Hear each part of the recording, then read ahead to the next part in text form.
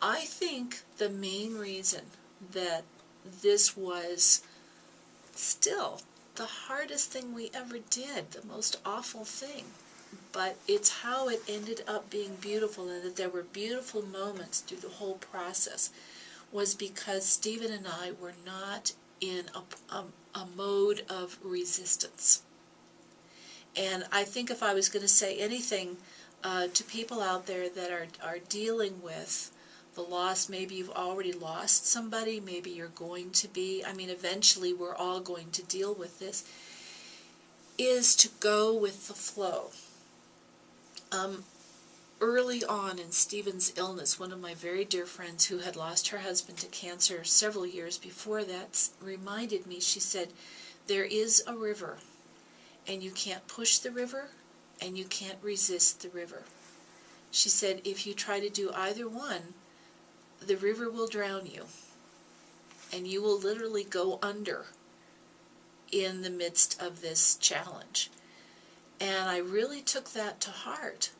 And so what we did was we just got in the flow, which is a tricky thing because there's two very different things going on. I mean, the body is dying, and the body is anxious. The body puts up a fight, which we want it to do.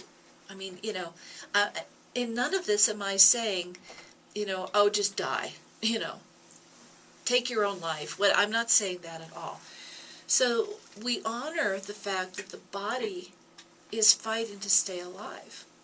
But at the same time, the soul is being liberated. And Stephen would actually articulate these two disparate things going on at the same time. He would say, my body is anxious today, and my soul is so excited about where it's going. And when I say that to people, it's like, I see the wheels start turning. It's like, oh my gosh, I never thought about that.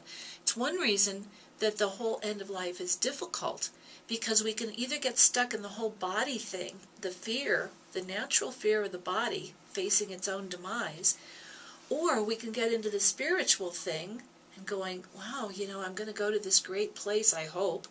But the key is that the river flows, there's the flow of the soul through the banks of the body, is to literally be the river wherever it goes, and realizing that it's probably going to carve new channels through you, but to go with it and to not resist it.